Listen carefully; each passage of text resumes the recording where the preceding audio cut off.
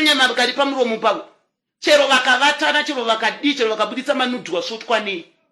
ivo vari kukomplena Tytie ari kukomplena here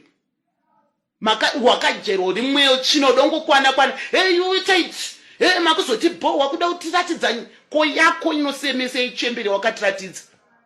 right now kana kamwana kako kacheche kachabonyora nemavideos ako ari pasocial media iwo Ketina ndiani akambozvitaura une beche rako riri paGoogle apa wachembera hauna kana kukana uri mukadzi ane mazigaro ari shapeless ungati uri zongororo ungati chigubhu chetarino asi uri busy wewe kuita teki nevana ko iwe anytime unogona mukore wamwene iwewe asi unotitambira wakashama uchidhonza matinji une mazitinji anenge ngikini une mazitinji asina kana order asina kana unyatsomira zvine shepi anenge nzeve dzenguruve dushi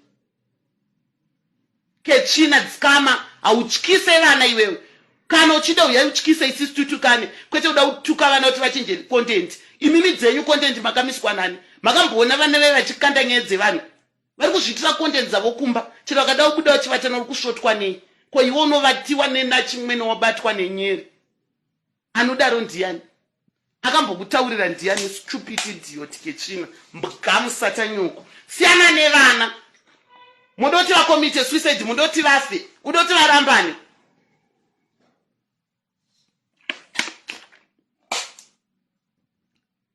mozi yanga ndingati ndichauya panapa palive mangwana ndapedza kuita madelivery angu emaspecial but ndaona kuti enough is enough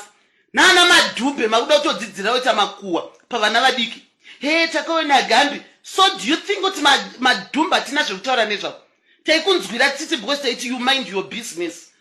uri kunongozviitira zvekuzvidikira wozvidyira zvako saka chero pawaitisemesa tikangoita unfollowed tisaona tichiti icontent yako yekutsvaga mari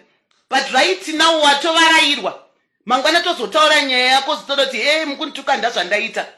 because wakutotiratidza ise fungoti kwako ndekwekubika nekutsvaira mumba nekudya sadza rinopisa but iwo wakuchitiratidza kuti that's not your attention wakuda kupinda mugame dzako todzikanda panapa takuchikutanga because uri kuda drama you need drama isanga takakubuditsa chifungwa chaude drama but ukurida totudzira munoti he musatorwa mapicture muri mukamera akaribuditsa akarinanga here handi vanga vakavhara ko munoziye kana mamuvhu mangari atinorota atinoona naGenevieve moti maromodel vachiita kunge vakaisa gumbezi umukwese kusinoko anenge akatopfeka katop